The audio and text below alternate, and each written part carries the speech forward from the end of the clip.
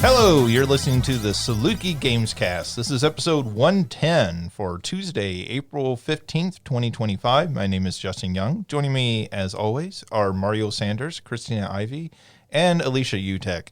How are you all doing? It's going pretty fine. Yeah. The sun is shining. Life is good. It's a This is like the most depressing affirmation I've ever heard. You're like the person standing on the enthusiasm. You're like the person standing on the ledge going, the sun is shining, life is good. The sun is shining, life is good. I'm writing my dissertation, so yes. Well, how's everyone's week been? Pretty good, yeah. Yesterday I just did laundry, so. Wow, a whole day of laundry. Yeah, but That's exciting. I needed it. I assumed it wasn't just for fun. Yeah. This week is good because this weekend is WrestleMania, so it's a lot of the build-up, and so a lot of excitement and anticipation. Melissa's going to be there, actually. Oh, they're in Vegas? Nice. They're going to be. Mm-hmm. That's cool. That'd be fun to go to, I think, one time, like live and like just see, because that's so big. That's so much bigger than a normal wrestling event and everything. There's like a whole lot that goes on the entire weekend. Yeah. I went when it was in Santa Clara, and I think that was number 31. That's still like one of the like most fun events I think I've ever been to. It was a great time, so I'm sure. Is she going to both days? I believe so. Mm-hmm. Very cool. That's awesome. Well, it's actually like 3 days, right? Because Friday they have the SmackDown. SmackDown will also be in Vegas, and then they'll do the Hall of Fame ceremony after that. Right. So there's like multiple days of events, probably even more than just 3 days of events, because they'll also have the NXT is going to be on Saturday before the start of WrestleMania as well. So it'll be like 72 hours of just things to do and things to go to. So Yeah. which is maybe a little much wrestling in that short period of time. Mario's just shaking his head, nope. I think like from the outside, yeah, but I think when you're there, it's like, it's the same thing. I feel like of like going to like a Disneyland, Yeah. right? Like, Yeah. you know, It's As just I- like Disneyland. just like there's if Donald Duck suplexed Goofy. yeah, like there's so many things to do that Yeah. like you just get like wrapped up in it all, and time I was also goes. thinking, like, if you love wrestling enough to pay for those tickets. Yeah. Yeah, when Melissa was like telling me how much it was, I was like, good God. Like, good for you. Yeah, they had this year. It was this year, right, where they had the Hulk Hogan suite, where you could get a suite, and like at some point Hulk Hogan would make an appearance, but like nobody was buying them, and so I think they took them off the website for a little while at least. Yeah, like I think the one I saw it was like a full everything included pass, and it was like $10,000 or something like that. Holy moly. Yeah, it was like the top of the top in terms of like things to get. But the next pay-per-view after WrestleMania is in St. Louis, and I got a ticket to that one, and that one was like obviously a fraction of what the WrestleMania cost was, and even that I was like, I can't even imagine like spending that much money because on the WrestleMania tickets. I mean, if I had it, I would, but that's just it's nuts how expensive any tickets, even just like to a weekly episode of Raw, have gotten so expensive. So speaking of St. Louis, I was in St. Louis this weekend for an event. Bill Murray and his Blood Brothers band was playing. So they've been touring all over the country, and it's Bill Murray singing and performing. Playing. Can he sing?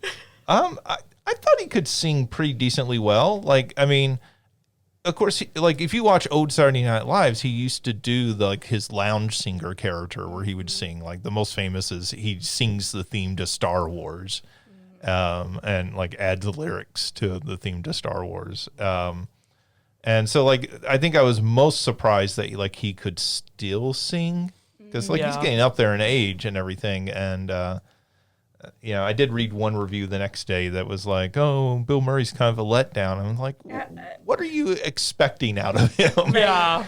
Like he could carry a tune well enough and everything, and the band was pretty amazing. He's got to be like near 80 at this point, right?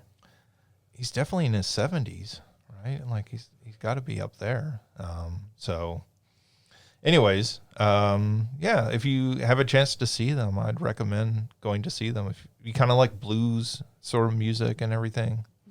That also just, to think about that review, that to me is just like,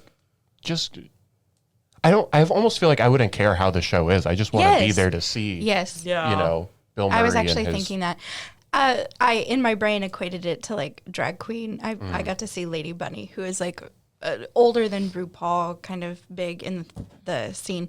People were complaining because some of her jokes were off color, and I'm like, she did drag when this was acceptable. Like, do I think they're great? No, but the fact that you got to see her at all is a big deal. Yeah.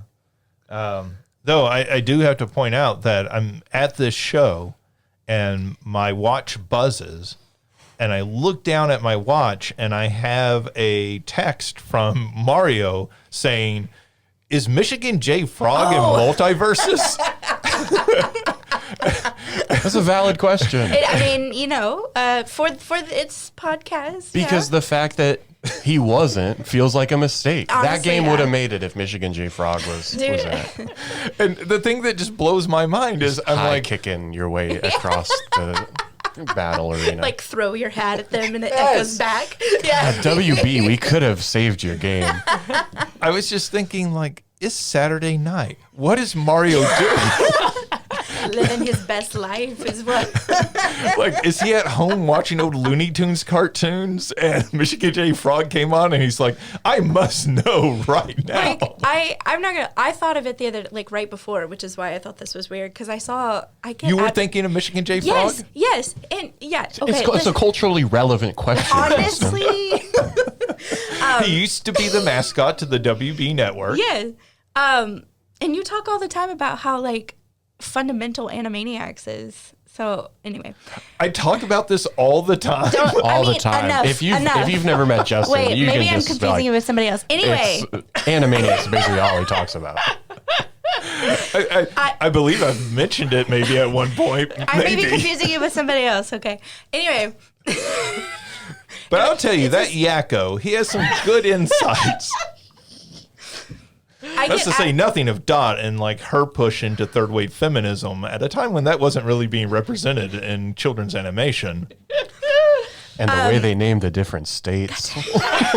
Hello, nurse. I get weird T-shirts advertised to me, and some of them are obviously not American made and they just put words in English. And one of them had a picture of a frog, and it's like, "I wish to be frog, hop all day, sing hello my baby," or something like that. That feels like pretty I was intentional saying, design. What do you mean that was not made by someone whose English was their first language? Listen, you know what? I'm gonna buy each of you. Sure, yeah. What did the frog look like? It wasn't Michigan J. Frog. It was just like a picture of it from like here up, from like chest up, and it's just. I mean, we're talking like a photorealistic frog. No, or it's like very a cartoon. emoji frog. Cartoon. But not Michigan J. Frog. But not Michigan J. Frog, no. I wish it was like a photorealistic frog. That's a new T-shirt. Photorealistic frog. Hello, my baby. On the top over it. But that's also like a joke that I feel like a huge part of the population would not get today. I don't know, man. Michigan J. Frog is a pretty big deal. You've got two people in their 30s thinking about Michigan J. Frog on just a random Saturday. There's not many characters that can say that. Why do you know Michigan J. Frog? What do you know Michigan J. Frog from? Hello, my baby. Like from the I'm cartoon. like looking this up and realizing that he sings this. Yeah. Yeah. So Because like I know that song, I didn't associate it with. From like that he was always on their commercials too, Right. wasn't he? Yeah. But I mean, you know him from the Looney Tunes cartoon. That's what I was asking. I mean, I don't even know if I'd say that. I just know that I've seen the video of him singing that song. Oh, okay. Okay. I'm sure it probably preceded that, or like maybe it was, iconic young millennial film Space Jam maybe appeared before that, but That is iconic. Yeah. It's a top tier film. For sure. 100%. Justin's nodding in sincerity. Yes. He's just speechless, reminiscing about like, oh man, remember when Michael Jordan's arm grows like 30 feet to slam dunk it at the end of the game? Funnily enough, two of my students went at each other for their persuasive speeches. One of them did Michael Jordan is the greatest of all time. The other did LeBron James is the greatest of all time. And they brought up Space Jam. Well, I mean, Yeah, one of those so one right. of those Space Jams is good. Yeah. Yeah. So, anyways, actually, I have a Space Jam story. When I used to do the film series, I had lunch one time with one of the representatives who we booked movies through, because there's like two big companies that book all these movies to universities and other places. And so we were at lunch and we were talking, and she was asking me like what films were my students really into. And I said, bizarrely, I said, they're all fanatical about Space Jam because they grew up with it, right? Like this was a big film when they were a kid. And she said, oh my God, I am so sick of Space Jam. She said, every university I go to in the country, she said, the first question out of them is, I'm like, which movies do you want to show? And they're like, do you have Space Jam? And like I just remember us bonding over like how like weirdly obsessive people are over Space It got Jam. pushed down our throats, like Yeah. to be 100%. Like I remember, it came out. I want to say I was in 4th grade, and it became like something that my school kept referring to during testing season. Like we were all supposed to be like, What? I know, because it was called. You are our monsters taking No, this exam. here's what they did. It was called the TOS test at the time in Texas. And so they equated TOS with Taz, and then kept showing us the scene where he like cleans up the gym. And we were going to Lemony clean up Fresh. that test exam. That is, Listen, I know. there's a reason Texas is so weird, isn't it? Yeah. Is this a reason or a byproduct? The answer is yes. Both of them. Speaking of movies, three of us at least went to see a movie this weekend. We went to see the Minecraft movie, a Minecraft movie, I should say. It should be titled A Minecraft Masterpiece. And so, look, I got talked into going to see this movie. Let's actually produce content out of it. Excuse you. Whose idea was this? Who's the one that messaged and was like, so we're all going to see this, right? Excuse me. I believe Mario was the one who brought it up originally. I was calling to check before I went and did something else.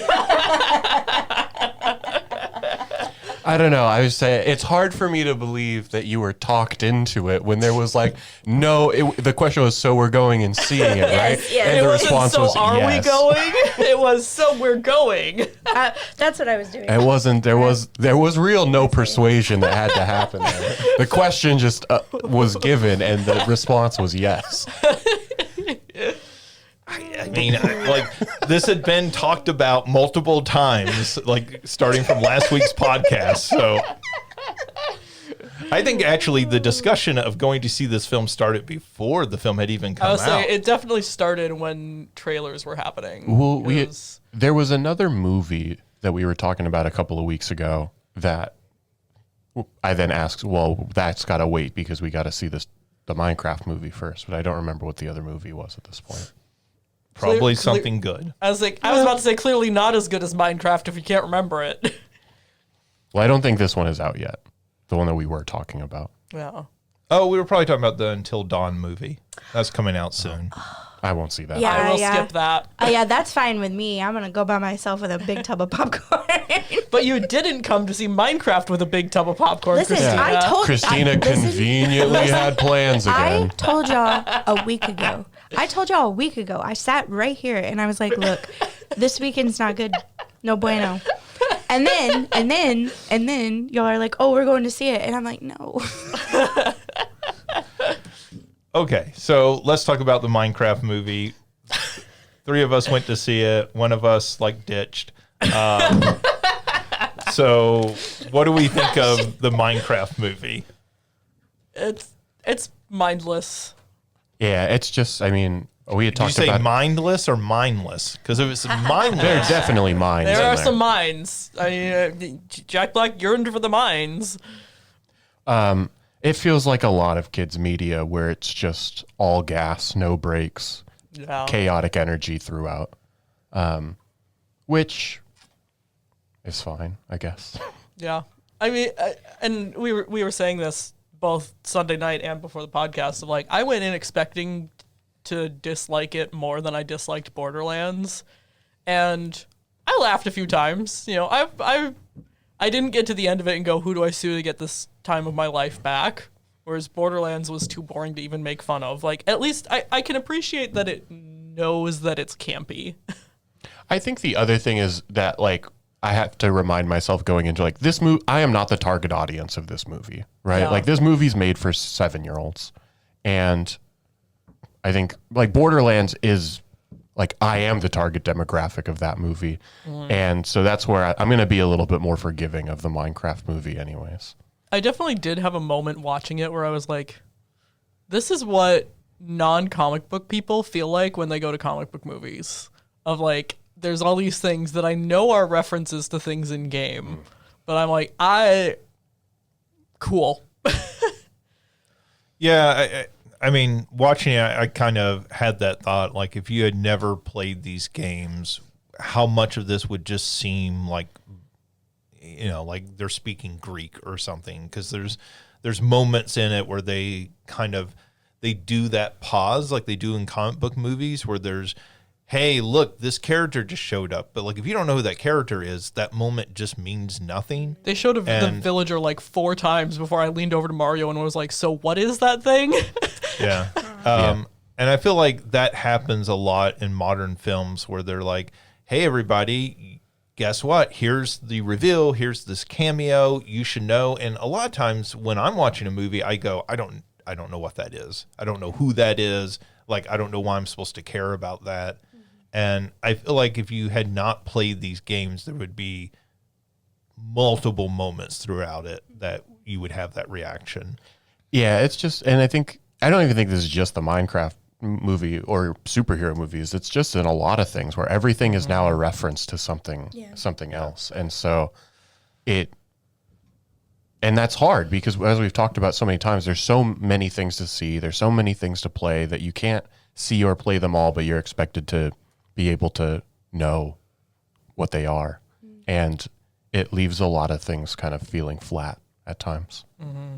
And that kind of affected how I felt about the film. I got a very strong Family Guy vibe out of watching the film, and that there were moments that made me laugh because they're like such non sequiturs where like somebody says a line and you're like, that's really out of nowhere, you know, like where is that even coming from? And the same with some of the references where you're like, okay, they don't quite do cutaway jokes like Family Guy, but is that style of humor. Mm-hmm. And so, you know, when you talk, Mario, about who the target demographic is, like, you know, I don't think it's so much even 7-year-olds. I think this is a film for probably high school kids right now. Like, you That's think fair. Those are the kids that really grew up with Minecraft. Right. They grew up with Minecraft. They have grown up with Family Guy, like playing basically, you know, on a constant loop now. And I feel like this film feels, and it's also got that internet meme sort of vibe going on to it. Like the way that the characters talk, like, is very much like internet meme-ish and everything. Well, the fact that like chicken jockey is all I've heard since the film came out. Yeah. I still don't get what the big deal about chicken jockey is. I don't get why that's the line that everyone latched onto as to make into the meme and freak out, and I still don't get it. I mean, I think it's because of the trailer. Because the trailer has that part where Jack Black goes, chicken jockey. Chicken jockey. Which is not even the take that's in the movie. Like, it's a different take from the trailer. And I think that's why. But yeah, I mean, you know, like, it is a film that I feel like is could have been something really kind of interesting, because like Minecraft is all about creativity, and like there's an opening scene where they kind of lean into that when they first get into the Minecraft world, and then they just never really do much with that ever again. And it's kind of like disappointing in that way. But yeah, for a game that is about really kind of building whatever you want, there's very little where you actually see them build. There's so little. Like a lot of the things are like already built in this world Right. that they Yeah. enter into. Like they've been built previously. there's that scene where the sister tries to build and she fails, but then like they never pay that off later in the film. Like I was waiting for later in the film for her to actually build something, and it'd be like, oh, she learned, you know, like, and they don't ever pay that off. And I was like, well, that's the whole point, right? Like the more you play in Minecraft, the better you'll get at building. It's also just very bizarre, like, and we talked about this a lot right after the movie, but like the actress who plays the sister looks 12, and the actor who plays the brother is established as younger. So it like, but like the first time you meet them, she's driving, and she's like, oh, like this was mom's dying wish or whatever, that we go live here. And I was like, okay, this girl is not 12, but there's no way she's older than 16, right? And then we got to the end of the movie, and we're talking outside in the parking lot, and Mario and Justin are both like, no, she's like supposed to be an adult. Like the brother was going to high school. And I'm like, wait, what? Yeah. Well, and we had talked about it, you know, that maybe she's a young popular actress. She was in the Wednesday show. She's Yeah. it's not Jenna Ortega, but the other main gal in that. And she looks really young, but in real life, she's 23 or something like that. And so it maybe was just not. Yeah, but it's just, Yeah. it still creates that kind of jarring of like, wait, what? Yeah, I feel like they particularly like dressed her to look like she's like a young teenager. Like I thought she was 15. Like, and if there wasn't the plot of her having a professional job and like supporting them and everything, like I would have just assumed she was 15 throughout the entire film. She looks that young, and yeah, that's distracting. I feel like it's also distracting that you have Jason Momoa and Jack Black, like very much being Jason Momoa and Jack Black, Yeah. right? Like it's a film that's really weird because it spends the like first 20 or so minutes before they get into Minecraft world setting up this whole plot that's very convoluted to get this collection of characters together to send them into Minecraft world. And the entire time I was thinking, but why this group of characters? Like Yeah. Jason Momoa could have just been their uncle they were going to live with. The real estate agent could have just been their neighbor. Like you didn't need to make this elaborate plot. Like the film doesn't benefit in any way from that elaborate plot. That could have just been characters that they would have naturally encountered. Yeah. I mean, the real estate agent could have been, you know, the little boy's teacher because he gets kicked out of school, or a principal or something. Like, No, but the principal's Jennifer Coolidge. yeah, which is a whole like weird thing. Why Yeah. is Jennifer Coolidge? I mean, she's great, but why is she in this movie at all? It's so funny because right before there was a trailer that, you know, she's in like the Discovery or Capital One trailers or whatever. And I was like, I will never get tired of her. And by her second scene, I was like, I'm so tired of her. It just felt like an unnecessary part of the film. Yeah. Like that whole. Other than to just be an awkward adult who tells a student way too much about your divorce. Well, that and like there's the whole like romance angle with the villager. Yeah. And well, maybe we won't spoil it for the podcast, but the most disappointed that Christina will be that she missed out on. Oh yeah, there is a credits little teaser at the end that that you will enjoy. that you would have loved, because Genuinely. mostly because of who does a voice. And I instantly was like, oh, Christina is going to regret not being here. And I think everybody else was like, who was that? I was like, if you know, like, you'll recognize the voice instantly. And once you said the name, we were like, oh yeah. Yeah, Christina's going to be sad she missed this. I mean, let's just break it to her. It was Michael Myers. Like, he speaks finally. and does voice acting. I think I would be upset if he did, because I have a feeling that his voice is not going to match what I think it should be. I think it should be like really high pitched and like wheezy. Like he's like, hi. What do you mean? Like Michael Jackson. No, But shouldn't wasn't he he sound like- like Shrek? I was gonna say, wasn't he like 7 when he died or something like that? Well, he didn't die. He got committed I don't because know he killed anything his about those sister. movies. No, I mean he doesn't actually die until like the end of the fourth film. Well, yeah. I mean, It's another technically, franchise that's like he never dies. He's not Yeah. like Jason. I'm He- thinking of Jason. like at I'm the end thinking of of Jason. At the end of H2O, they cut off his head, but then he they retcon that yeah at the beginning of the next one. Yep. Yeah, I was not thinking. I was thinking of Jason. Oh yeah, I have seen that new one too. It was someone yeah. They retcon that in like one of the most insane scenes Yes. ever for a Yes. film. Like Yes. it's so crazy that retcon. I was so mad. Anyway.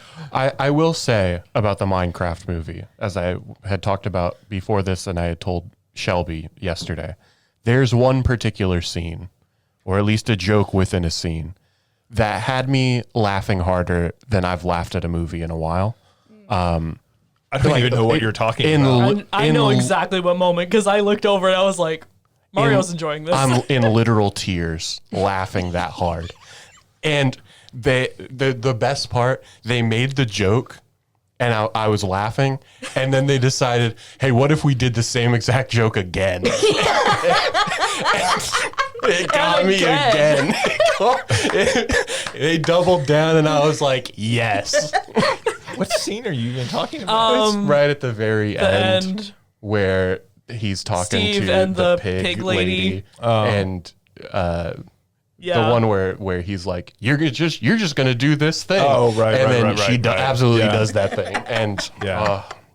that was peak cinema right there. Yeah, that was a moment that got a real laugh out of me too. I was like, okay, Yeah. you win, Minecraft movie. You got me.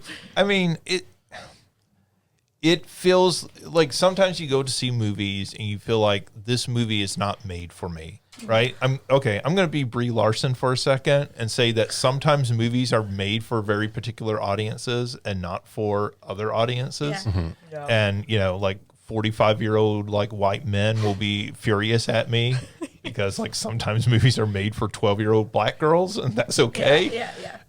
Which is the whole thing that people hate Brie Larson over, is that she said that, like, how dare her? Yeah. Like, The audacity to recognize that not all content is meant for everyone. but anyways, I feel like this is a movie that is very much made for my nephews. And I think they'll like probably love it when they go see it. And it's a movie that I go, okay, like Family Guy's not made for me.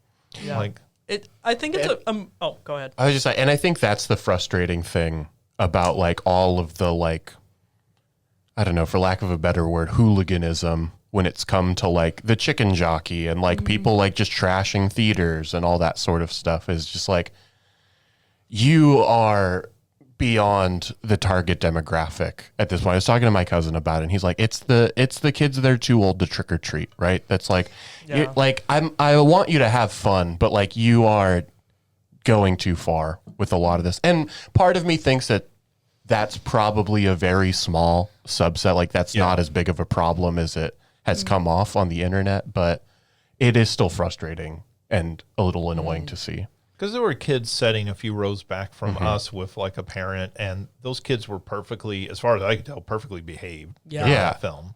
Yeah, well, and I think that's the thing is like a lot of the people that have done that, it feels like people in like their mid to early 20s. Like it's the like college age people that are Or just late high school. yeah, that are just being like obnoxious. And they're doing it for content, I feel like. Yeah. I was going gonna to say that's the thing for me, because I feel like genuinely, and we'll talk about this a little bit later, but like with the theaters now doing like chicken jockey screenings, I feel like there's potential for it to be like Rocky Horror Picture Show, where like, yeah, you never want to watch that movie by yourself. You want to watch it with other people doing all the crazy stuff, because that's the fun of it.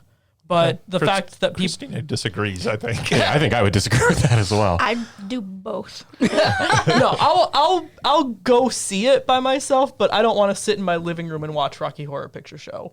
I would do that too, but anyways, but aside from the point. But it's like the if they were intending it as that. Sure. But like you said, it feels like they're just intending it to be disruptive and obnoxious, and that makes a difference. Well, there was one video, and I don't know if I put it in the group chat, but there was one where a kid brought a live chicken into it, and like you look at something like that, and Yeah, you're like, that's just stupid. That's just cruel to the animal, Yeah. right? So, I mean, this is getting to a point of here I have to do something that's more outrageous so that people like film me and put me on social media and like.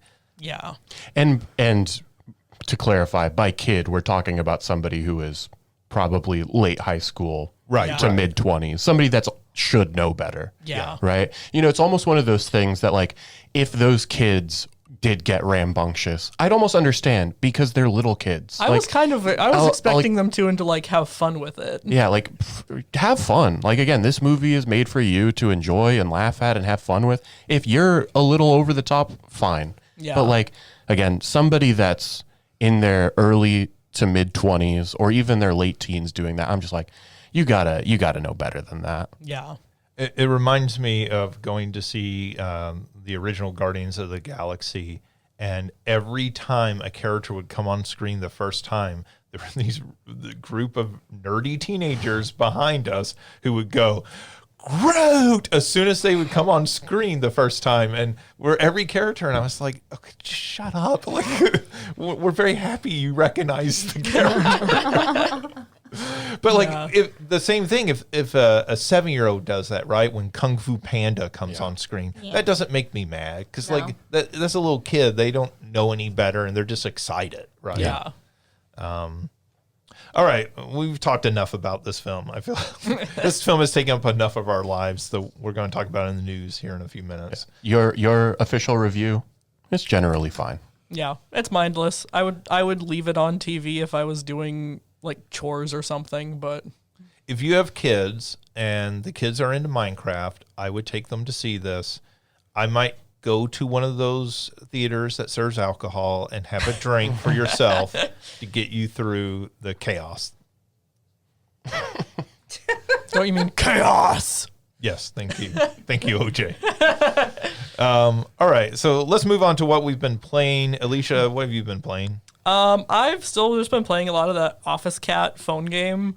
The further into it I get, the more fun I have, mostly because it consists entirely of cute cats and goofy puns. As you get further in, you get to like start hiring CEOs to help run your office, and so there's like Elon Meowsk, Catsby, Mark Zuckerberg. And like all the businesses are cat puns, you know, Trip Podvisor and stuff like that. So the further into it I get, the more fun I'm having. It's still just, you know, open it up for a minute, check how much money you've made, close it again. This is an idle game, as you said? Yeah, it's an idle game. So it's fun, it's cute. The art style's adorable. So I'm still having a good time with it, but that's really been it for me. It's still been a very busy time. All right. Let's see, Christina. So we have been playing the same game, and I'm super excited to talk about it. I have been watching, probably more watching than anything, Blueprints, and it's spelled Prince, but it's also supposed to be like blueprints, like Prints. Essentially, you play as this 14-year-old whose rich uncle has just passed away and is going to give you an inheritance if you can find the 46th room in this mansion. And the thing about it is the mansion like changes rooms every day. You can draft rooms in it, like you just go to the door and like pick which room goes. Yeah, It's a roguelike. yes, roguelike puzzle game basically. Yeah, and you're trying to get it, and the more like I've seen someone actually quote unquote beat it, like get to the antechamber, And that really is just the first step in the rest of the game. It's one of those. But it's got a lot going for it. Like, the art style is really great. A lot of cel-shaded, comic-y kind of look. But in a way that's, like, really, really cool. The music is amazing. The cutscenes are really well done, I think. But I'm glad that both of us have played it, because I was like, this is the first game I've played this year that I'm like, I don't want to say contender for top game, but just because the type of game it is, although Balatro won for us. But it's going to be on a lot of people's lists of top games of the year. Yeah, I 100% agree. I think it's going to be on a lot of people's top 10 lists this year. Though I will say, I think it is the type of game that either you're going to love or you're going to hate. Absolutely, yeah. Like, it's either going to connect with you or it's not at all going to connect with you. Yeah. So as soon as I started playing, I was like, oh, this game is not going to work for some people. Yeah. And so, it's a roguelike escape room is the way I might describe it. Except it's like the opposite of an escape room. You're trying to get in instead of escape out. But yeah. Right. So you're like in this mansion. It's a 9x5 grid that you start with, and you start in the first room. You have to get to the 46th room, right? So 9x5, 45 rooms, and there's a mysterious 46th room that you're trying to get to. And as you walk through a door, you're given a selection of 3 possible rooms that could be there. And it shows you a preview of what they look like. Sometimes they require like special items to access that room, but like then you lay that room down onto the grid. And if you lay a room that has an exit to the left, but you've already put a room over there that has no exit on its right, then it can't exit there. So like there's the puzzle element there that's going on. Then within each room, there's the puzzle element, which is when it gets more escape room, because you're like in a room and like each room will have like a sort of little puzzle going, or most of the rooms. Right. Like there's one that's like a parlor that has like there's 3 boxes and you're trying to guess which one has the gems in it. The one that breaks my brain every time is the billiard room, because there's a dart game dartboard, on the back, and it makes you do math. And like at first it's fine. It's like very, very, very basic arithmetic. And then they start getting more and more complicated. Yeah. Where you have to like square things and there's like 4 different steps, and it's like a negative flashback. I'm like, these keys aren't even worth it. Yeah, so there are puzzles within each room, but then like as you go along, there's more kind of like this meta layer going on of like you're figuring out kind of bigger puzzles. Yeah. Like, for example, so your mom disappeared. She was like a really big children's book author who just disappeared. And so you get like letters, you find letters from her. There's one where there's a room called the Vault that if you also find a key to one of the like lock boxes in the vault, you see different passports under different names for her. So I think the dad had something to do with like getting her out of the country, because the country seems very like almost fascist-y, but definitely very hard. And I think politics is going to actually come into play, but it gets like super deep. And I think that for me was one of the reasons why I was like, oh, this is a contender, because if you like really, really soft puzzle games, there's, like I said, the first ending, it takes a while to get to, but once you do, you could be satisfied there. And then if you really like those intense ones, you can keep playing to figure out all of the stuff.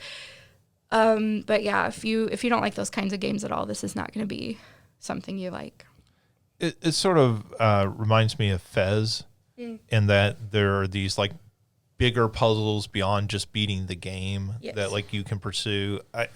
The puzzles in this aren't necessarily, at least what I've seen so far, aren't necessarily where you need to like talk to other people on the internet in order to solve them. Right. But like there's this like much bigger game even past when you beat the game. For sure. And then there's like weird stuff in the game that like like when you first start playing the game, you go into rooms and it's very like simplistic what you can do. You just have a cursor that you're moving around, and you walk into a room and you're like, oh, I can click on this one item. Mm-hmm. But then you get items that suddenly make some of those items that you've encountered before interactable now for the first time. And then there are ways you can sort of go think outside the box in some of the rooms. Yep. I'm trying not to spoil some of the twists and stuff. And like it just keeps like pulling back layers in a way that it feels like a really great it sort of feels like the movie Cube.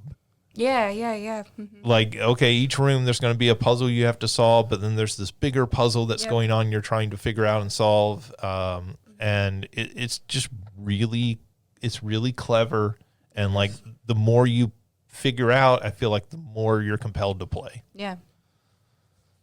And yeah, I mean, I would put it right up there with The Witness. Yeah. A very different style of puzzle game, but like it reminds me of that in a lot of ways. That's what I heard a lot. Yeah. That's what I was trying to ask. Was it felt like this is sort of Myst-like? Is that not? Myst and The Witness are the two games I've heard it compared to the most. Okay. Because like that's all I've really seen. I'd seen that it was a roguelike, but that's kind of in my head. Like, okay, so it's like a roguelike Myst, but I didn't know if that's a. And also, it's like $30 on Steam, and then it's on Game Pass as well as like PlayStation. So. Yeah, I can see Steam. It's just Myst. Sorry, Steam and Myst. Those are very similar. But yeah, I could see Myst as a point of comparison. I would say like don't go in expecting too much of Myst because it's not exactly that style of game. Yeah. But like I get that point of comparison. Sure. Well, I mean, and I think it's probably also just fair to recognize Myst came out 30 years ago at this point. Right. So yeah. This is kind of that next iteration of how that genre maybe evolves. Yeah. It is one of those games that comes out of nowhere. Mm-hmm. I'd heard really nothing about this game that I can remember. Well, that's where I hadn't heard anything about it. And then like the day that it came out, everybody was like, oh, it's finally here. I'm like, I hadn't heard anything at all. I was like, it's not been on my radar. And then when you were like, we're playing the same game, I'm like, you are? The preview for it, I can't think of the word. Demo. Trailer? Yeah. What did you say? Demo, thank you. The demo, it was a couple of months ago, I saw people playing. But yeah, it took them like 7 years to make it, which honestly makes a lot of sense with the complexity of like all the puzzles and how deep it goes. Honestly, It makes, Well, that's why I was wondering, I was like, what else has this company made? Is this like, and I didn't recognize the studio, so I didn't really look any further into it. But that's what I was like, just in terms of how much hype it had right as it was approaching, I was like, what? I just felt like I totally missed it, but I don't think I did. I think codes got out to journalists and maybe some streamers, and I think that's where I start to hear a lot of the buzz around it, that people were talking about it, saying, hey, I'm playing this thing, I can't talk about it yet until like the embargo date, but it's amazing what I'm playing. And then you'd hear journalists like talking to each other about it, like on social media, like going, yes, this is amazing, have you found this yet? No, I haven't. And I think that's one of the things that's really kind of interesting. So both of us are playing this game. We could sit here and have a conversation about it and have had entirely different experiences. Yes. Like, and you know, like I was listening to people who were like 40 hours into the game who had not found like very obvious you things. could have found the first couple of hours. Right. Yeah. And so it just feels like one of those like puzzle boxes that the more you take it apart, the more puzzles that are within it. So I could watch somebody play this and then still go in and play brand new myself. I mean, not completely brand new. Oh, well, yeah. But yeah, because like once they solve certain puzzles, you know those are available to solve or how to solve them. Yeah. Yeah, and I know you said you've been watching some. I might not recommend watching too much. Yeah. But if you want to get a taste to see like, pick one person and watch their playthrough. Well, maybe watch I've watched two. I've watched Northern Lion and I've watched Dan's Gaming, and then they've watched each other. which is interesting.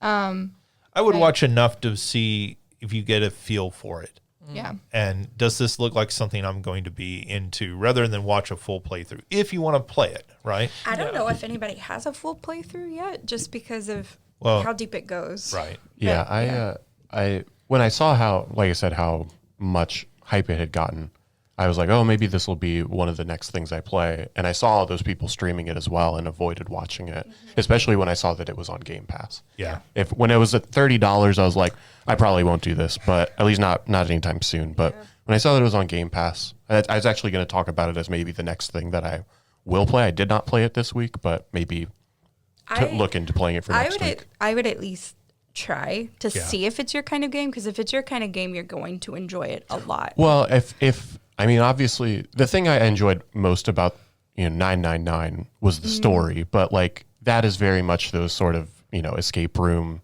Each room has its own puzzle, and so I'm at least intrigued enough to try it. This story, I mean, so far from what I've heard, is pretty cool. I don't know. I like it.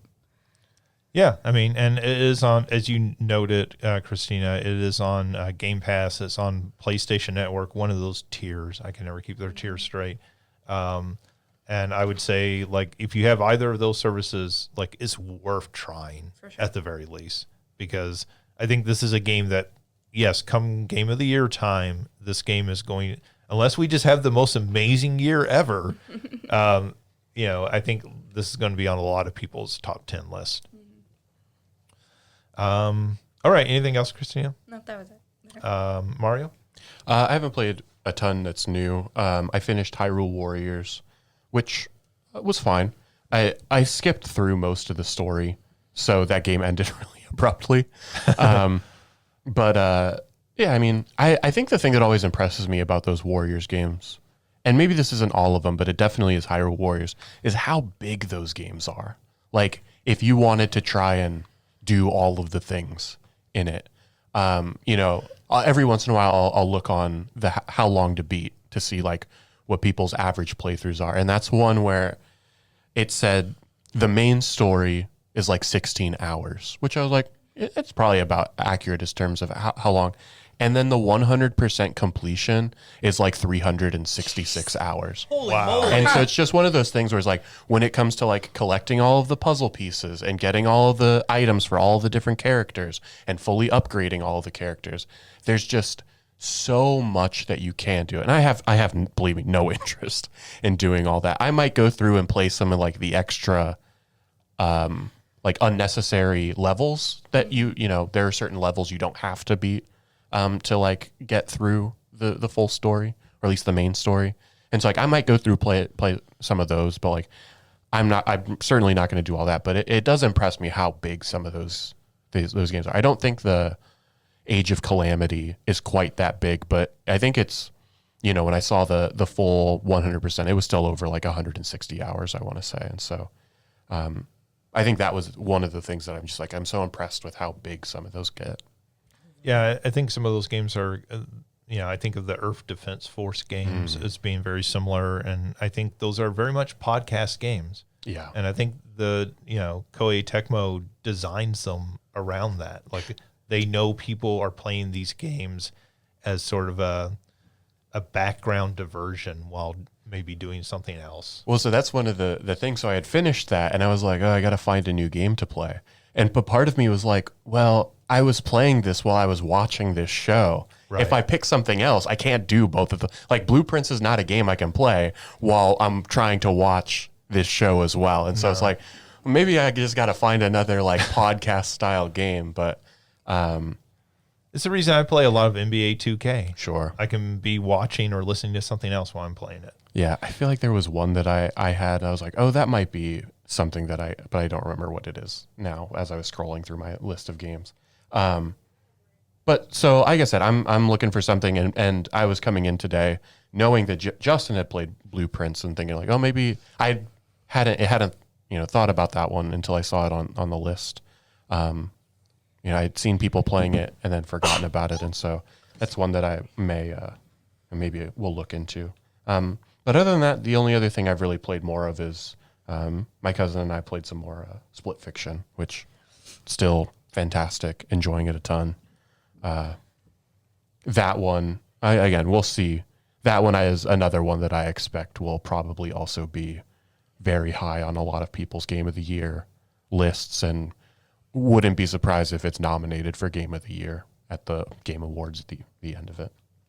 Well, his last game did win. Yeah, That's so- Studio's last game. So, yeah. So, I mean, the main thing I've played is Blueprints. We've already talked about that and everything. I will say about this, it kind of surprised me. This came out the same week as South of Midnight, which was a game I was very excited for from the trailers. And I've played Blueprints and not touched that at all yet. And that makes me kind of sad. Like Blueprints is a very good game. I've heard very sort of mixed reviews on South of Midnight. And I think that kind of gets to this point that we've talked about a lot, that games like Balatro, these like smaller games, can come out of nowhere and completely sort of clobber a lot of these AAA, or at least AA, like budgeted big games from, directly from Microsoft, directly from, Sony and everything. And that is just something that never used to happen. Like you almost never saw things like that. Occasionally you get something like a Wolfenstein that came out of nowhere. But like, I feel like we see this every year now. Some smaller game from some smaller developer that blows up and completely steals the spotlight from much bigger marketed games. So kudos to Blueprints in that regard. All right, let's move on to the news. So I think the biggest news in the game industry right now is still everything having to do with the Switch 2, its pre-orders, the tariffs, and how that's playing out. So let's talk a little bit about tariffs. Not really a fun topic in any way, but so there's still no new news on when Nintendo will take Switch 2 pre-orders in North America. Tariffs on China are currently setting at 145%. So to put that into context, right, that basically, let's say 150%. If you were to buy a $400, right, or $500, right, that's what one of them actually costs. That means it would be about $1,250 right now with 145% tariff. Obviously, Nintendo is not going to sell a system for $1,200. They just can't do that. Nobody, well, I won't say nobody, but most people will not buy a $1,200 system. I don't think anybody on this podcast will pay $1,200 for a Switch 2. Part of the news that broke last Friday night, I believe, was that Trump was going to give an exemption to electronics on this tariff. He has now backtracked on that and said, no, that was a lie. I never said that. Like, who knows?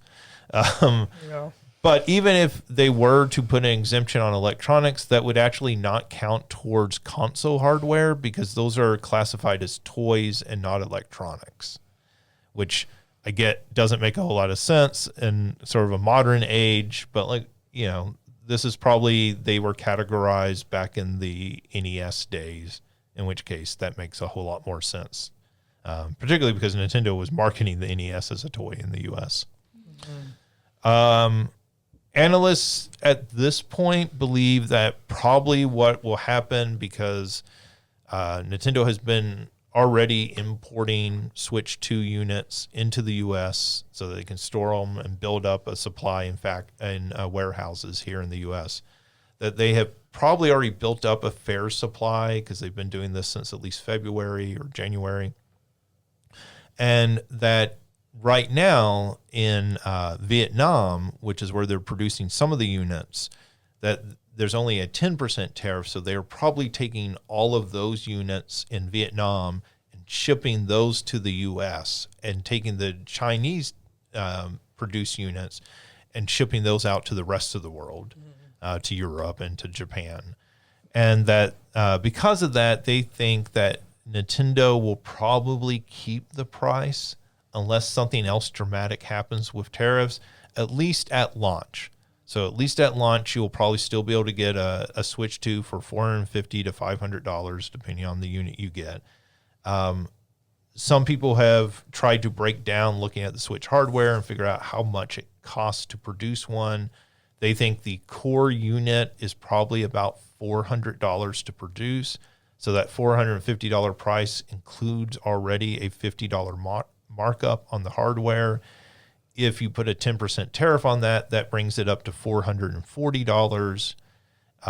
So Nintendo would still be able to swallow that and like sell it at $450. They're not going to make a huge profit or anything off of that, obviously. But like, the question is at this point, do you want to try to push this up to an even higher price point? Well, and that's what I saw in an article where they were talking about, they've already got such, people, we talked last week about on the Treehouse streams, like 90% of the comments were just drop the price, drop the price, drop the price, drop the price. And so the article that I saw, and again, this was last week, so things change, but at that time they were like, it probably makes more sense for Nintendo to just eat the extra cost just to restore that goodwill. Yeah. Which I think they can do if it's a 10% tariff. They cannot do if it's the 40 to 50%. That makes a lot more sense because I saw that 145 and I was like, ooh, I don't know if they can do that. But the person who was talking in the article was like, they definitely can. So, okay, Vietnam 10% makes a lot more sense. No, I mean, if this 145% holds, we'll talk about here in a minute. This is going to affect all sorts of different hardware when it comes to games. So also related to all this, the PlayStation 5 is going up in price. The digital edition in the UK, the EU, and New Zealand is being raised. It's a £40 increase in the UK, €50 in the EU. The speculation is that likely this price is going to go up in the U.S. as well. Some people were questioning, well, why isn't it not going up in the U.S. right now? Why is it going up in these other territories?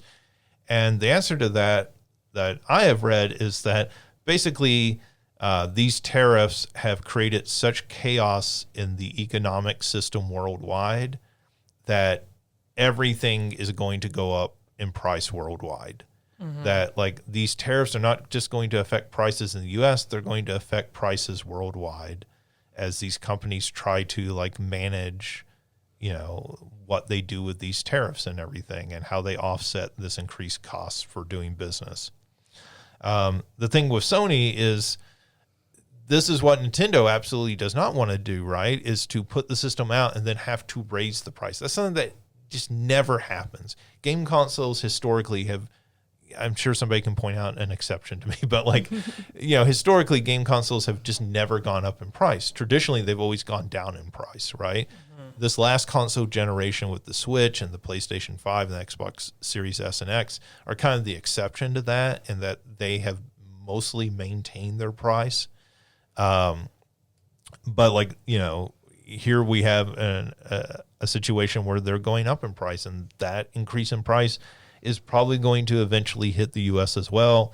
Looking at these figures of €50 or 40 pounds, probably about a $50 price hike on the PlayStation 5 in the U.S. Along with that, Razer, who makes PC accessories, so I always think of Razer as mice and keyboards, but they do make other stuff beyond that. They have paused sales of some of their products due to these tariffs. So like most electronics companies, they are producing these products in Asian countries, particularly China. And because of that, they are getting hit with these 145% tariffs, and you're selling a computer mouse that's going to go, from $20 to $50 overnight. And a $50 computer mouse, even knowing these tariffs, are consumers going to do that, or are consumers just going to go, hey, I'll make do with my mouse. And no Razer mouse is $20. Razer mice are already like $100, so it's actually a lot more than that.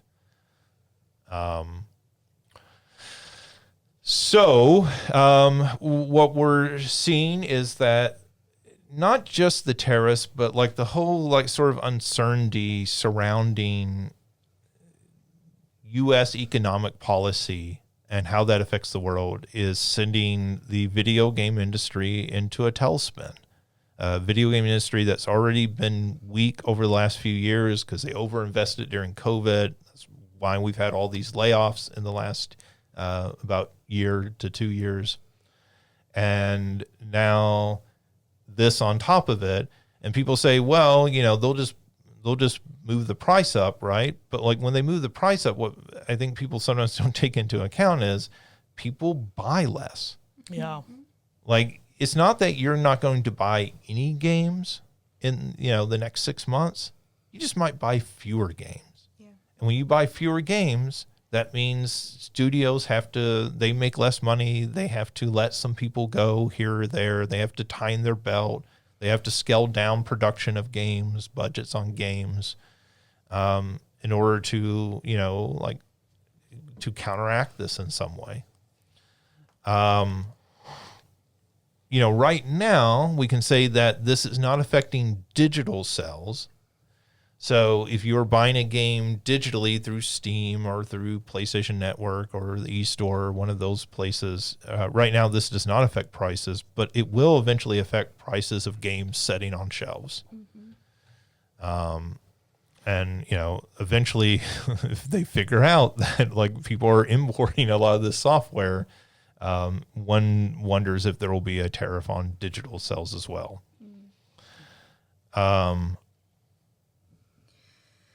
So let me say something before we get into any more discussion of this, because I think it's whenever we talk about this stuff, it's always worth noting, right? This is video games.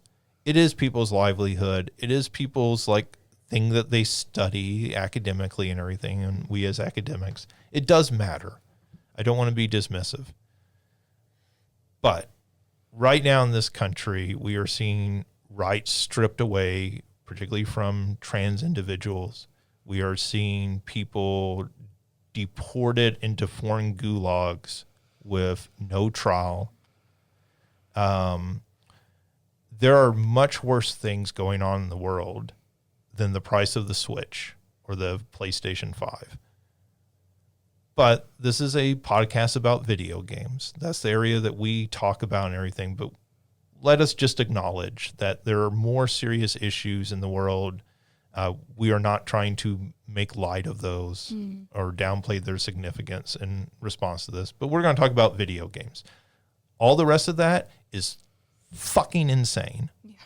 Yeah. And the people supporting it are fucking cold-hearted. But we're going to talk about video games. So, how do y'all feel? How do you feel about tariffs on the Switch and everything? How do you feel about Nintendo's options here? I mean, like you said, it's just kind of a shit situation all around. It just sucks because video games is one of those morale things that could help, and so I'm sure people were looking forward to the Switch to have something to do, to kind of have a distraction. If especially because a lot of the folks who buy Switches are not going to have the other types of consoles, things like that. So the fact that it's even in the launch of it that they're having to wait for pre-orders because of this is so dumb. Yeah, we've been talking about the Switch 2 launching for the last year and a half. Yeah. Right? And we've been hyped for it and talking about rumors and everything, and for it to get this close and then just blow up. Yeah. And I think you're right. It's a lot of people's escape. So if the rest of the world is pretty shitty, this is where a lot of people go to escape into, media in general. But video games, I think, for a lot of demographics is that specific thing that they use to escape. Yeah, it feels. I mean, that makes it even worse, right? Because it feels like, oh, everything outside is bad. I'll just close the blinds and play my video game, and like Donkey Kong and Mario will help me forget about the world for a little while. And it's like, no, we took Mario and Donkey Kong out and shot them. Oh, God. But yeah. Justin is brutal this episode. Right? Justin is pissed. Justin is pissed at a lot of people right now. Yeah. And not about this. Like, at the end of the day, I don't care. I have a backlog, like Mario was talking about his backlog of video games. I have a backlog of video games I could probably play for the rest of my life and never get through all of those games. That's not what this is about. That's not why I'm mad. I'm mad that people are making stupid decisions, and I'm mad that this is the thing I'm talking about. And I know this is like the least important thing going on, but like it's also at the same time important. Yeah. Yeah. So yes, this is Justin's like tempered rage of trying to, how do I talk on a podcast without really like just screaming for the next like hour and a half about this, because that's how I feel. Yeah, I mean, I worry about the long-term effects of this. If this lasts, right, and we don't know, things change on a dime. It seems like every day, right? Somebody needs his attention, so he goes out and makes a new proclamation. And then takes it back the next day. Right. Yep. Yeah. And, like there's accusations. A lot of this is about market manipulation so people can make money. And I think there's probably some truth to that. But like the bigger issue is this actually hurts people. Yeah. Yeah. Right? Like this has an effect. If you are a small developer making a game, right, you were really counting on the Switch 2 launching, because when new consoles launch, people go out and buy whatever they can get. Yep. Right? Because you want that. You got a new piece of hardware. You want something cool to play on it. And so then this has a knockdown effect down the line. And so I worry about what that does to the video game industry, which, as we've noted, is already not in like the best position over the last couple of years. And so like that's part of the reason I'm particularly upset about this. If I don't get to play a Switch 2 till Christmas or something instead of in June, that's not the end of the world.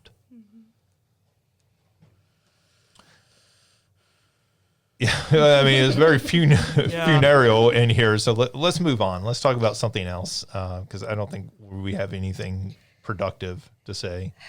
No. Yeah. In some happier news, Elder Scrolls IV Oblivion Remastered. Some details and screenshots of this leaked.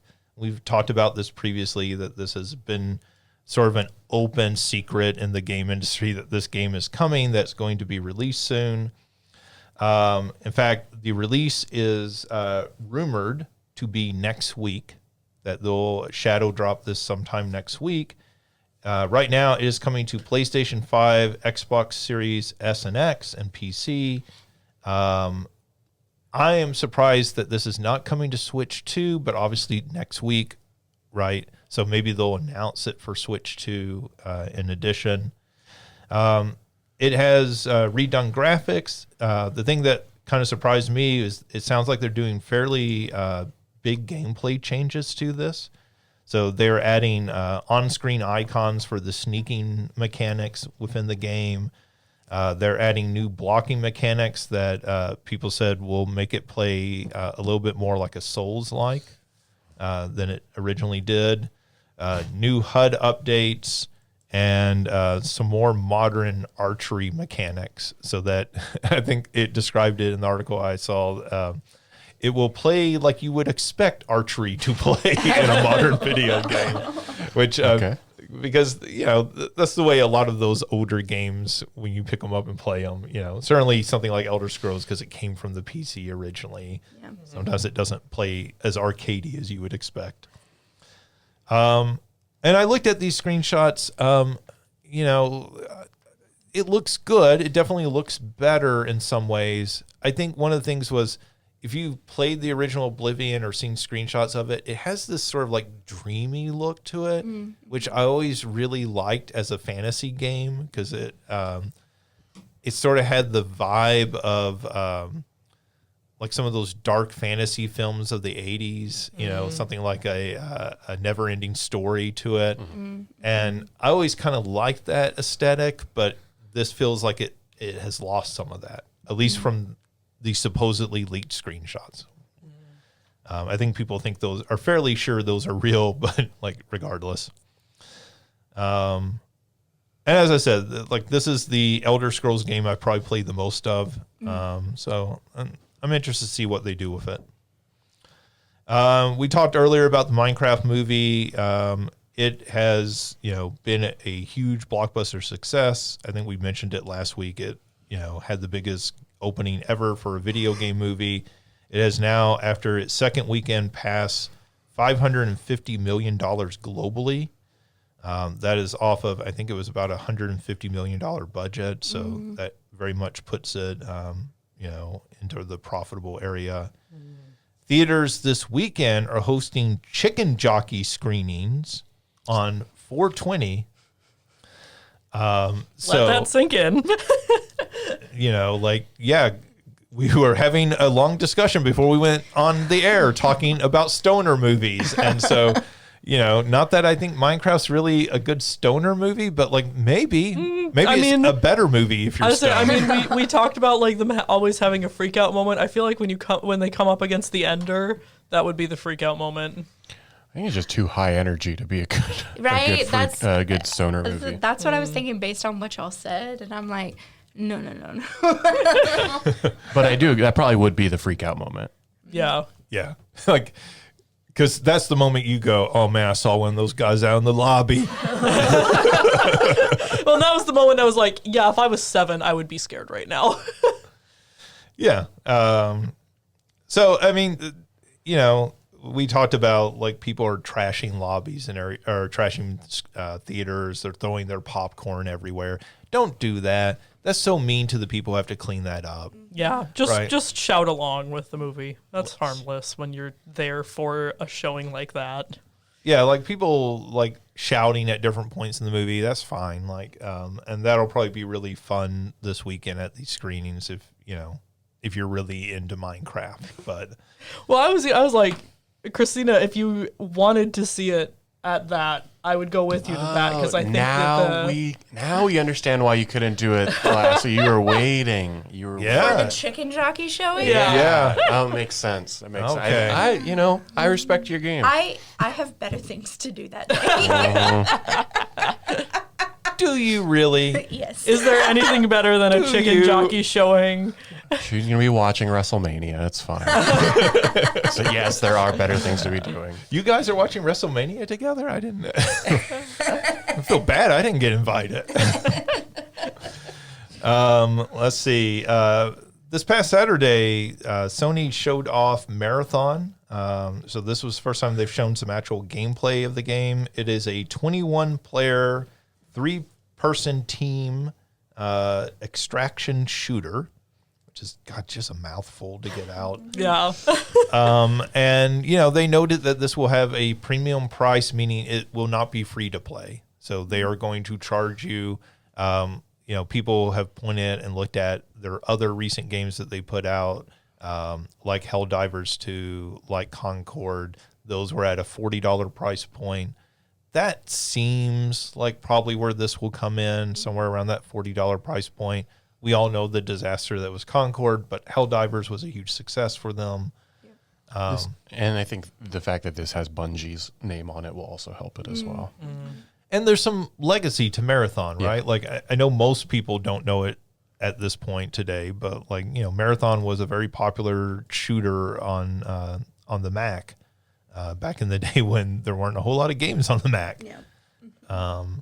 And so there is some name cachet attached to this, both the developer and the franchise itself. What they showed, I mean, it looked interesting, but this is just not the type of game I'm interested in playing. Yeah, same. I think that's where I was at. I saw that they were doing a thing, and I was like, oh, maybe I'll go watch it. But then I think I just realized I don't even know what they could show me that would get me all that interested. Yeah. This isn't Helldivers, Yeah. right? I don't know if like, I'm sure there are probably some ways that you could call Helldivers like sort of an extraction shooter, but I don't even know if I fully understand what that means all the time. So like I said, I don't know if this one is for me. So I didn't really put much time or energy into actually going and watching the thing. I will at some point, but yeah. Yeah, I mean, these are just not the type of online games I'm interested in. Mm-hmm. Yeah. And in general, I'm just not interested in a whole lot of online games. Yeah. Like, that's just me these Yeah. days. No, I feel that. So, I mean, I think that game, it'll be interesting to see if that game can find its audience. As far as distraction shooters, this is, a big company putting a lot of money into one of these. It feels like this could be the moment for one of these to get a foothold and break out. Mm-hmm. And if this one is not the one that does it, then maybe at least no premium one is ever going to do this, right? Mm-hmm. There are extraction shooters from smaller developers that have been quite successful. Let's see. The Switch 2 online app, their classics game app, has gotten a makeover that makes it easier to navigate the games. I threw that into the group chat so that everybody could see it. Yeah, this looks a lot better. Yeah, so for people who can't see it, like traditionally you had separate apps that you had to open for NES and Super Nintendo and Nintendo 64 games. All of them are in one app, and you have like little tabs at the top of the screen for each console, and you sort of tab between those, and then it brings up the list of games for that console beneath it. That's going to be so much better than going in and out of each different. Yeah, absolutely. Yeah, I think if you're just kind of browsing, trying to find something to play, right, like this makes it so much easier to all be in one place, to sort of see all the games, right, and have a better sense for what's available. So, like, this is a definite interface upgrade for Nintendo. Let's see. Ubisoft has claimed that players suing over the crew shutdown don't really own the game. So their legal strategy seems to be that they're going to argue that when you purchase a game, you're purchasing a license, and that license is limited. So This is why we still are collecting physical hardware, because of shenanigans like this. well, but like this doesn't even matter with physical hardware. So what they're saying is they shut down the online servers so that game doesn't work anymore. No, I know. I'm just So they're like, Shenanigans. even if you have a physical copy of the game, this game does not work anymore. And that's why players are suing over it. yeah. And they're saying, well, even when you buy a physical copy, you're buying a license to use that game. And that license is time limited. That's so stupid. I mean, I think, look, we just talked about Marathon. This is where a lot of companies are investing heavily, right, into these free-to-play style games, or these premium games that do have the sort of like long life of a free-to-play game. If you're not going to support those, then why do I ever get invested in it in the first place? Yeah. Yeah, it however this goes is going to set a precedent. Yeah. Because if the players win, right? Who's to say that people who played or put money into Rumbleverse couldn't say the same thing, right? And so I think it will set an intriguing precedent for how games that have these sorts of servers where that's a integral part of the game, how they'll move forward. Yeah, and I think especially a game like this that feels so much like a single player game. You know, like a lot of the way you play the crew is as a single player game, really, and you know, so it's very different from, say, a Rumbleverse that is only online multiplayer. And I think that's part of the reason people are suing in the first place, right? And are mad about it. Like, oh, you just rendered this game completely unusable, which seems, pretty poor. Let's see. Disney Illusion Island is coming to PlayStation 5, Xbox Series S and X, and PC on May 30th. This is the game that 2 years ago, I believe it was, originally launched exclusively on the Switch. This is that multiplayer Metroidvania Disney game. So it has the updated Mario graphics from the animated shorts that they've been doing over the last few years. You play as Mario, Donald, Goofy. Mickey. I'll say Mario. Mickey. Yes, Mickey, the new face of the Walt Disney Corporation, Mario. Mickey, Donald, Goofy, and Minnie. Is it Minnie? I don't know who the fourth one is, but that would probably be. Yeah. And anyways, so, like, we've seen a couple of games like this. I feel like, there was that Sonic game that they put out, what was it, last year, that was kind of going for the same vibe Superstars. as this. But this game got very good reviews, but it felt like it felt like it got lost in the shuffle at the time. Yeah. You played this, right? I did play a little bit of Okay. it, yeah. And like, I liked it. Like, I think it's a neat game. I think it's probably an even better game to play like cooperatively with multiple people. So it's good that people are going to see it. Also, is a very charming looking game because it has that that updated look of the characters. Let's see, Hades 2. We got it included in that Switch 2 trailer, the direct event. So we knew it was coming to the Switch 2, but like they have since announced that it will be a Switch 2 exclusive at launch. That's going to get people buying Switch 2s right away. Yeah, so that game's already in early access, but this is for the 1.0 launch. So when that game comes out on the Switch 2, it will be exclusive for a period of time. They have not announced how long that time will be. I would guess probably 3 to 6 months. I can't imagine much longer than that. Yeah, I imagine Supergiant is like the shortest amount of time possible. We will make this exclusive. Yeah, I mean, they want to get that buzz, right? Yeah. But then they quickly want to capitalize on that buzz.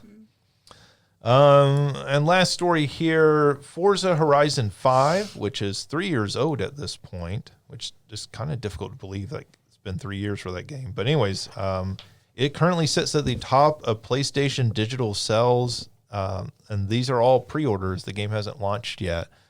This is kind of interesting to see, right? So this is Microsoft porting one of their games, even a game that's at this point 3 years old.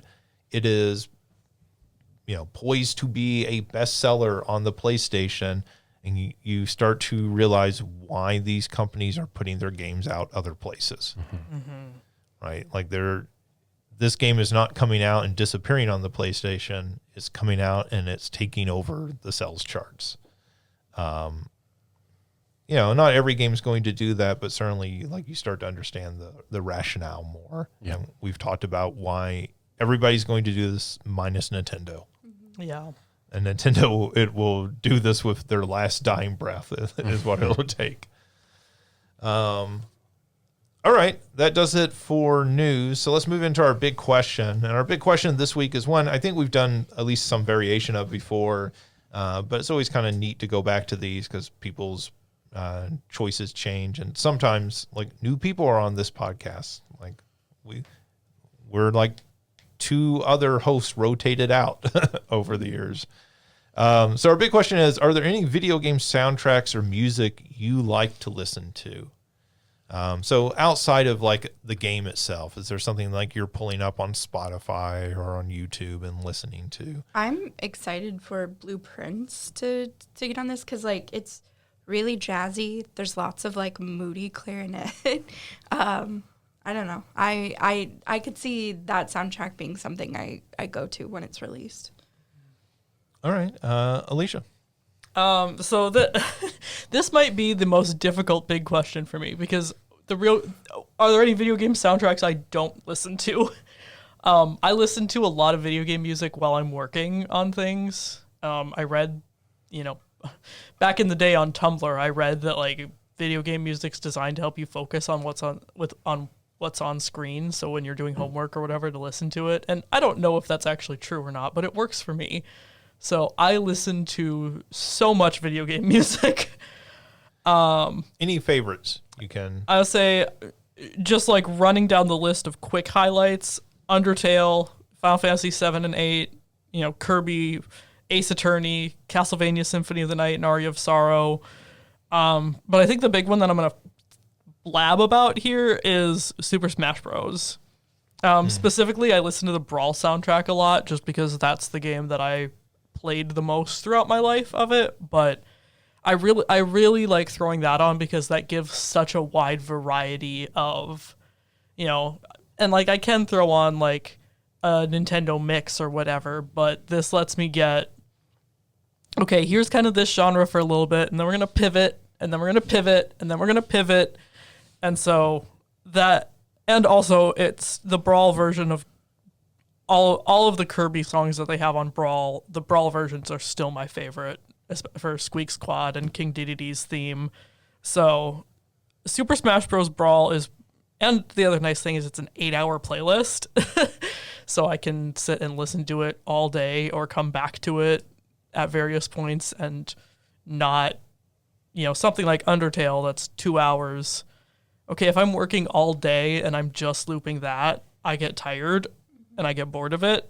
So having that amount of variety and that long of a soundtrack, Super Smash Bros. Is probably my biggest one right now that I'm listening to a lot.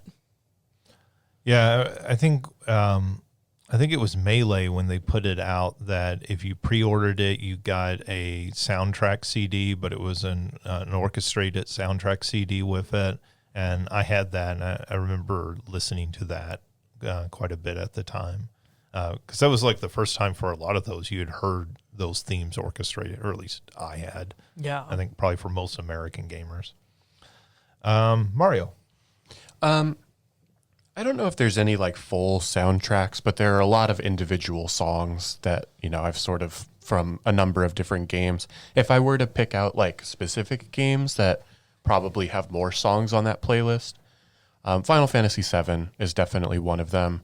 And then the others are, I would never be able to tell you if a specific song is from 999 or Virtue's Last Reward, but those two games have good soundtracks as well. And it's got a good mix of like more like slower melancholy music and very like intense, like upbeat music, especially when you're in the midst of doing those puzzle rooms. And so those are games that probably have more songs on that playlist, but I think the thing that I enjoy most sometimes are the random one-offs from like sometimes a game I've never played, but I just think the song is really good, or that one game I played that like nothing else from the soundtrack stood out to me, but this one song is really, really solid. And so, yeah, like I said, of the games, those are the ones I would mention, but otherwise it's more of a range or one-offs from different soundtracks. I even have a playlist that's like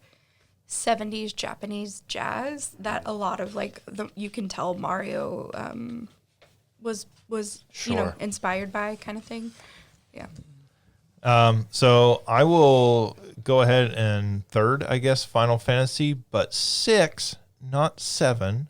So Final Fantasy 6 is one that I think that was one of the first video game soundtracks I really got into. I think at some point I got on Napster and downloaded like some like orchestrated version of it because it was that era and everything. Yeah. And so like that's one that I just think that's a fantastic soundtrack.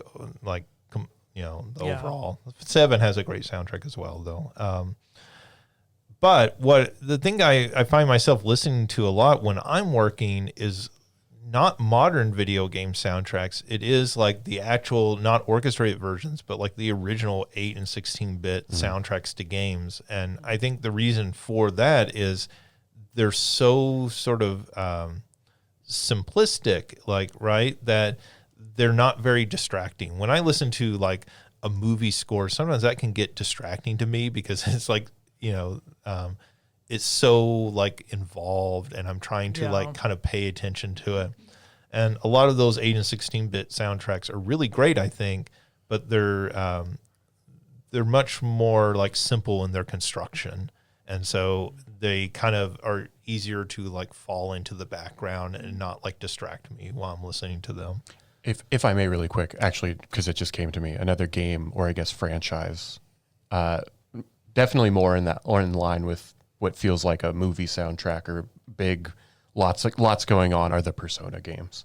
Oh, sure. Yeah. Those soundtracks are definitely, they blend that jazziness really, really well. Those are songs I would just listen to, like, I don't have to be working or anything like that. I'd just be driving and listening to them. So it's so funny to me that you're talking about like the orchestral and all that. Because like I think the only series I've ever listened to like an orchestral album for was Ace Attorney. Everything else I just listened to the original soundtracks. Because like once you start getting, well, I think the issue is that a lot of modern games have it, or orchestral soundtracks, right? Like they're actually going out and like doing a full orchestra, or at least simulating it, right? In a lot of cases, for the soundtrack versus, like something like Final Fantasy VI, like you have 16 channels of audio that you're like composing that with. Well, that's why I want to return really quick. I think that's always the most impressive things with those NES or SNES soundtracks of just like how the limited space and memory that they had.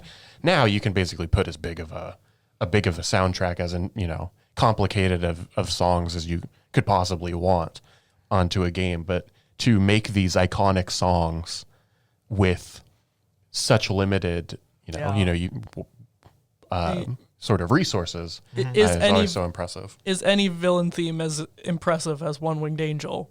That was MIDI sounds the whole way through. I dare say no.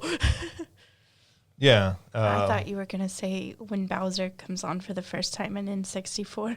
I mean, that one is great. That's great too. Well, like I guess I think about just like how iconic some of those are. Like maybe not everybody, but like there are a lot of people you could just play Guile's theme and like they're immediately taken back to an arcade or, like that's one of those like instantly recognizable, even if you might not even know what it is, but like, oh, I know this song though. And so, or like you play Green Hill Zone and your brain flashes right back to Sonic. Can't believe I didn't mention Sonic. The music always slaps. Yeah, something happens to my brain, all right. Say whatever you want about the quality of the games. The music always slaps. And very activist as well. I mean, like I said, interpolating Malcolm X and into whatever that one song is. And then they've got Michael Jackson on there. I was going to say it was Tommy Tallarico. Huey Newton into Sonic soundtracks as well in terms of like lyrics. So just saying, there you go. The true activist video game character. Justin is so dead-eyed right now. Because I'm watching Christina. Like Christina's brain just broke like listening to Mario. Yeah, I mean, we could like get into real deep discussions about soundtracks and some of the like kind of weird things with them. I said this is the most difficult big question ever, because narrowing it down. Yeah, I mean, I think it's interesting that I think Mario, your point about like how deep seated into culture now a lot of this music is, right? The Mario theme, the Zelda theme, like these sorts of tracks aren't just recognizable by diehard video game fans. They're things that I think anybody under 40 at least probably like instantly recognizes. And, that was just not a thing that existed, 30 years ago, really. And so I think that says a lot about where video game music has has come and like the influence and impact that it's had. All right, that does it for this week's episode. Thank you to Mario, Christina, and Alicia. Thank you for everyone listening. You can always check out more by going to salukigames.com. Next week, we hopefully will have some good news about the Switch and won't be like so depressing in talking about things. But until then, play something fun, have a good week, and we'll talk to you soon.